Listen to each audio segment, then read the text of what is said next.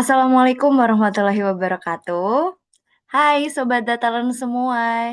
Jadi pada kesempatan kali ini kami akan membuat sedikit video mengenai proyek tugas akhir kami yang hari ini akan kita presentasikan nih. Sebelumnya perkenalkan nama saya Safa Anissa dari kelas IK3A absensi 21.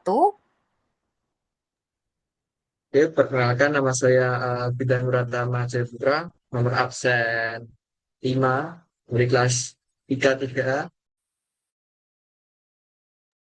Saya Chelsea Afrili Ristin dari IK3A nomor absen 6. Oke, nah sekarang teman-teman saya udah pada kenalan semua nih. Jadi pada kesempatan kali ini langsung aja ya kita mulai tentang apa sih yang kita ambil nih materi buat pengerjaan tugas besar ini. Nah, saya izin share screen juga ya teman-teman.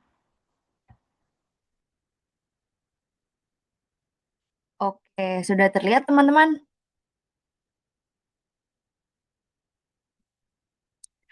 Oke, nah di sini kita mengambil analisis penjualan smartphone dengan model klasifikasi regresi linear. Nah, agak susah nih nyebutnya nih tadi, regresi linear. Oke, kita next aja dulu ya.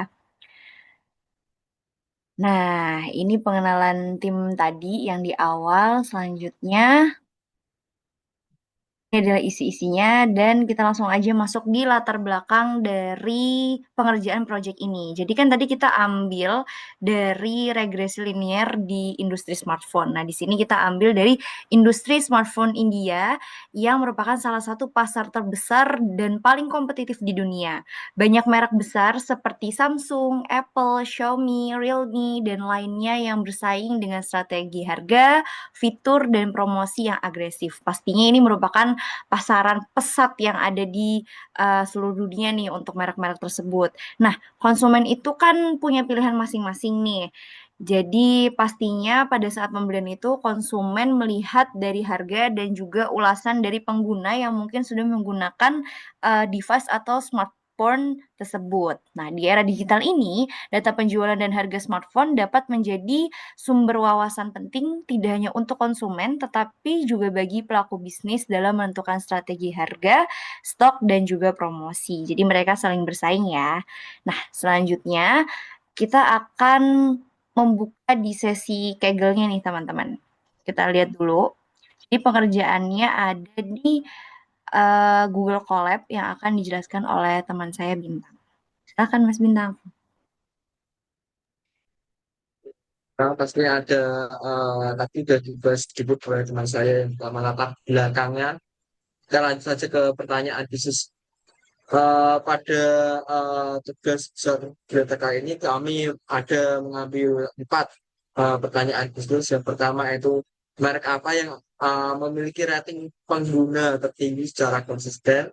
Yang kedua ada bagaimana distribusi harga jual smartphone dari berbagai merek. Yang ketiga ada apakah diskon yang besar berpengaruh terhadap rating pengguna. Yang keempat ada merek smartphone apa yang menawarkan diskon paling besar secara rata-rata.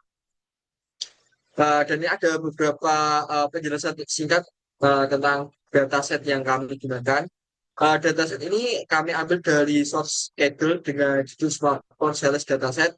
Dataset ini mempresentasikan informasi penjualan smartphone dari berbagai merek yang ada di India, termasuk harga, diskon, rating, dan spesifikasi. Untuk lebih lengkapnya, uh, di dataset ini terdapat sekitar 12 kolom yang mewakili semua datanya. Yang pertama itu ada data brand yang menjelaskan tentang nama merek smartphone. Yang kedua ada warna atau color yang mewakili model smartphone. Yang ketiga ada memori, adalah kapasitas RAM smartphone.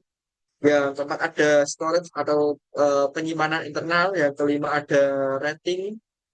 Yang keenam ada selling price atau harga jual. Yang ketujuh ada original price atau harga asli. Yang kedelapan ada diskon atau pesan nominal, dan yang sembilan ada diskon persentase atau persentase diskon uh, dari harga aslinya. Oke, baik. Terima Ya, kasih Mas Bintang penjelasannya. Nah, jadi ini yang sudah kita lakukan ya Mas Bintang ya di percobaan yang menggunakan source Kaggle tadi ya, Mas.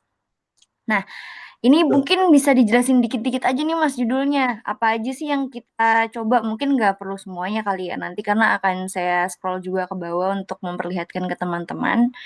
Apa aja sih Mas yang dilakuin pada saat pengerjaan di Python ini? Oke, yang pertama itu ada yang namanya eksplorasi data. Jadi di eksplorasi data ini kita akan melihat tipe data atau deskripsi data yang kita pakai. Yang pertama itu kita di sini ada memanggil beberapa library yang dibutuhkan. Tentunya untuk library utamanya kita ngambil dari Spark.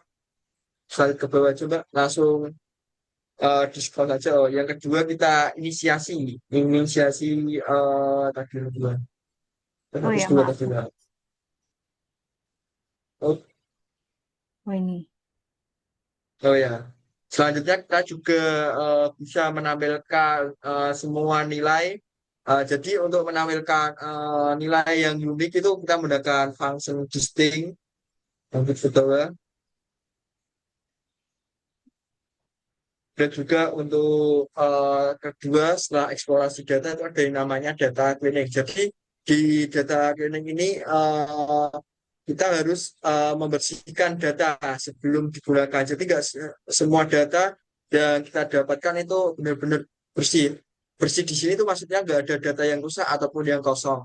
Jadi untuk mengecek data awal-awal kita bisa menggunakan isnan atau untuk mengecek kolom mana sih yang uh, ada data kosongnya. Jadi didapatkan ada beberapa kolom seperti memory storage dan rating yang memiliki nilai nol atau kosong. Jadi setelah itu kita harus menghapus bagian yang memiliki nilai kosong tadi dengan perintah drop saja. Scroll down, pelan-pelan.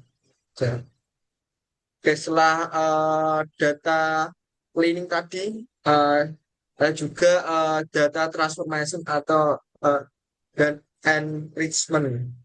Fungsinya di sini itu untuk menyesuaikan tipe datanya.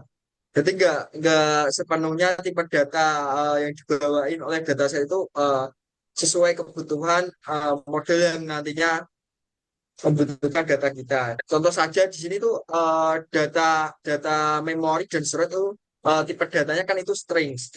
Jadi untuk model yang akan kami gunakan itu membutuhkan tipe data integer. Jadi di sini saya mengubah atau mentransformasikan tipe datanya tadi dari string ke integer.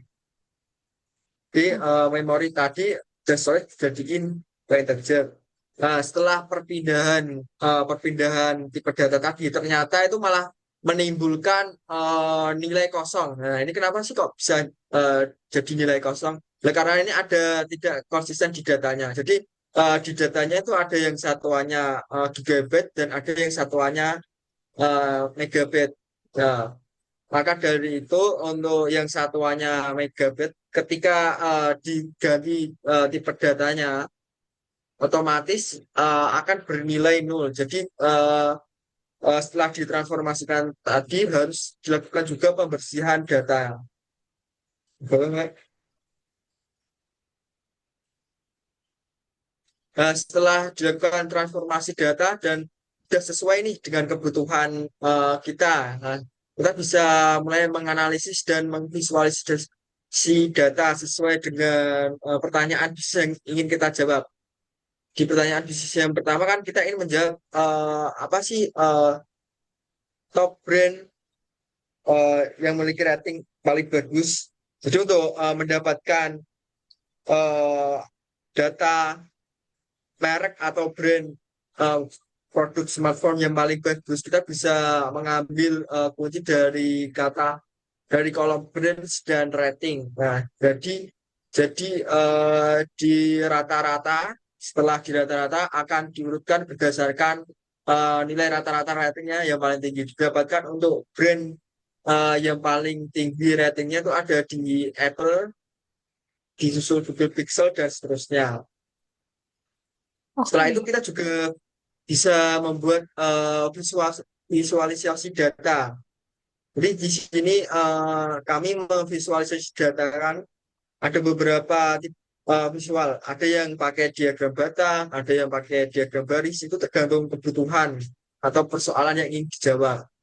Nah ini untuk soal yang nomor tiga itu bisa pakai diagram apa garis karena dia apa terkait apa itu terkait Persen rating atau oh rating. persentase ya pengaruh diskon terhadap rating gitu. Oke. Mungkin nih sampai di ini ya sampai yang paling ini yang paling banyak ya Mas grafik-grafiknya. Betul. Oke. Baik Mas Bintang, terima kasih penjelasannya sangat lengkap dan detail sekali. Ini sangat membantu teman-teman juga nih pastinya nih ya mengenai pembacaan data di Python dan juga tadi Mas Bintang juga sempat jelasin kenapa waktu pas diubah ke integer dia nilainya jadi nol gitu. Karena ada ketidaksesuaian gitu ya Mas ya. Oke, ya udah nggak apa-apa Mas Bintangnya ini.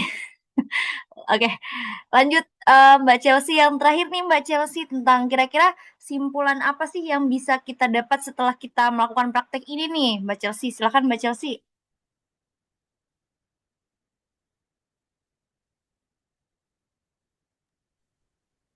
Oke, kesimpulan dari proyek akhir kita, analisis deskripsi ini memberikan pemahaman mendalam mengenai pola-pola yang muncul dari data penjualan smartphone seperti merek dengan rating tertinggi secara konsisten, distribusi harga berdasarkan merek, serta pengaruh diskon terhadap kepuasan pengguna.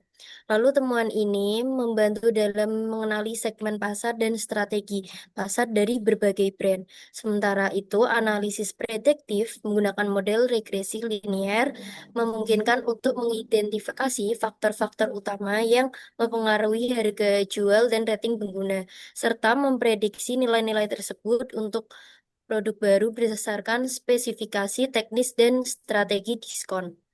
Gabungan kedua pendekatan ini memberikan wawasan yang menyeluruh, tidak hanya memahami apa yang telah terjadi, tapi juga memproyeksikan apa yang mungkin terjadi di masa depan. Hal ini sangat membantu dalam pengambilan keputusan yang lebih tepat dan strategis, seperti penetapan harga, promosi, dan pengembangan produk dalam industri smartphone. Jadi, kesimpulan dari proyek akhir kami ini. Terima kasih. Oke, sama-sama Mbak Chelsea. Terima kasih juga. Mungkin bisa diambil juga nih intinya teman-teman. Jadi dengan kita praktek menggunakan Python ini juga lebih memudahkan kita untuk menentukan kira-kira barang apa nih yang bisa lebih unggul daripada produk yang tadi banyak banget itu kan, kayak gitu. Nah, mungkin penjelasannya bisa kita sampaikan dari tim ini hanya ini saja. Apabila ada yang ditanyakan, teman-teman bisa langsung komen-komen di kolom chat kita nih ya boleh banget. Jadi kita juga mau ngucapin terima kasih kepada Pak Sigit selaku pembimbing kita selama ini untuk Big Data Praktek. Ilmu yang diberikan juga sangat bermanfaat. Mungkin dari teman-teman ada yang mau disampaikan dulu teman-teman sebelum kita tutup. Oke, Belum siap. ada. Oh ya, Mas Bintang mungkin. Ya sudah. Oh ya sudah. Oke baiklah. Terima kasih teman-teman atas waktunya sudah mau melihat video ini sampai akhir ya. Terima kasih. Wassalamualaikum warahmatullahi wabarakatuh. Kami izin pamit. Dadah guys. Dadah.